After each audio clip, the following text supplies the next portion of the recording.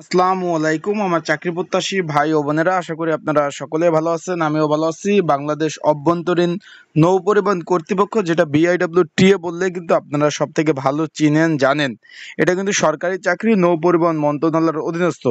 এর মধ্যে প্রথম ধাপের পরীক্ষা জুলাই মাসের প্রথম সপ্তাহ হয়ে গেছে। দ্বিতীয় ধাপের পরীক্ষা কিন্তু জুলাইয়ের 25 তারিখ হবে এবং তৃতীয় ধাপের পরীক্ষা জুলাইয়ের 26 তারিখ কিন্তু অনুষ্ঠিত হতে যাচ্ছে।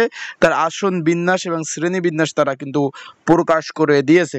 তা আজকের এই ভিডিওর মাধ্যমে আমরা আপনাদের জানিয়ে দেব কোন কোন পদের পরীক্ষা হচ্ছে এবং কোন পদের পরীক্ষার্থী কতজন রয়েছে। সকল বিষয় আমরা বিস্তারিত বিষয় আজকে আলোচনা করব। পরীক্ষা MCQ হবে না লিখিত হবে? যারা এখন পর্যন্ত এডমিট কার্ড ডাউনলোড করতে পারেন না, কিভাবে এডমিট কার্ড ডাউনলোড করবেন, পরীক্ষার হলে কি কি ডকুমেন্ট কাগজপত্র নিয়ে পরীক্ষার হলে যাবেন, সেই বিষয়ে আমরা বিস্তারিত বিষয় আলোচনা করব। তাহলে অবশ্যই ভিডিওটা আপনাদের প্রথম থেকে শেষ পর্যন্ত দেখতে হবে, তাহলে কিন্তু বিস্তারিত বিষয় আপনারা কিন্তু জানতে পারবেন।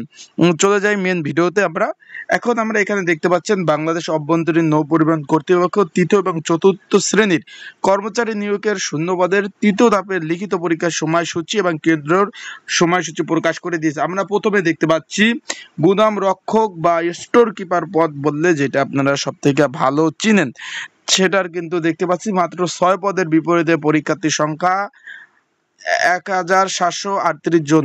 পরীক্ষা হবে 26/7/2025 সকাল 10টা থেকে 11টা 30। পরীক্ষা হবে কোথায়? মিরপুর কলেজ, মিরপুর 2, ঢাকাতে কিন্তু পরীক্ষা অনুষ্ঠিত হবে।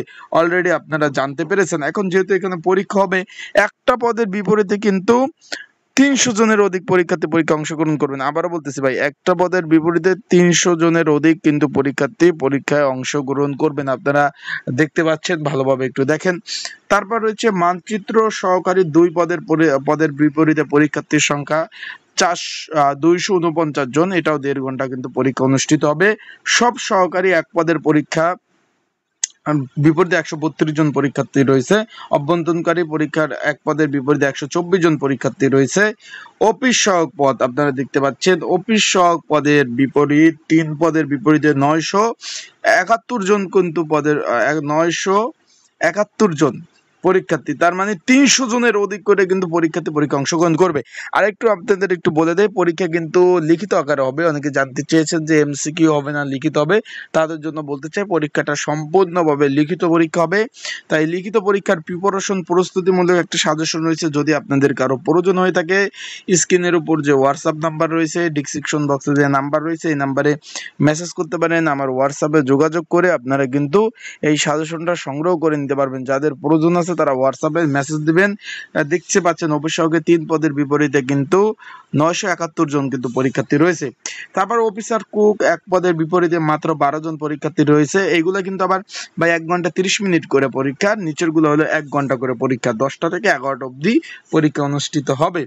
এখন একটু খেয়াল করেন, অফিসার কুক এখানে 12 জন, মাত্র 1 পদের বিপরীতে স্টুয়ার্ড 1 পদের বিপরীতে 18 জন আবেদন করছেন, এবং যেটা ক্রেন ড্রাইভার 1 পদের বিপরীতে মাত্র 5টি আবেদন পড়েছে। আপনারা দেখতে পাচ্ছেন এখানে, আপনারা একটু ভালোভাবে দেখেন, দেখতে পাচ্ছেন পরীক্ষা মিরপুর কলেজ, মিরপুর 2, ঢাকাতে অনুষ্ঠিত হবে। অলরেডি এডমিট কার্ড ডাউনলোড শুরু হয়ে গেছে। আবারও বলতেছি, এডমিট কার্ড 13/7/2025 তারিখ থেকে কিন্তু এডমিট কার্ড ডাউনলোড শুরু হয়ে গেছে। যারা এখন এডমিট কার্ড ডাউনলোড করতে পারেন নাই, আমার হোয়াটসঅ্যাপ নাম্বারে মেসেজ দিলে কিভাবে এডমিট কার্ড ডাউনলোড করতে হবে, এডমিট কার্ড ডাউনলোডের নিয়মাবলী, বিষয়বলী, সকল বিষয় আমি কিন্তু আপনাদের জানিয়ে দেব। সকল বিষয় আপনারা এডমিট কার্ড আমার হোয়াটসঅ্যাপে যোগাযোগ করলে আপনাদের এডমিট কার্ডগুলো সুন্দরভাবে ডাউনলোড করে দিতে পারবো। আশা করি আপনারা বিষয়বস্তুটা সুন্দরভাবে বুঝতে পারছেন। যারা এখন এডমিট কার্ড ডাউনলোড করতে পারেন না, এডমিট কার্ড আমার কাছ থেকে ডাউনলোড করে নিতে পারবেন।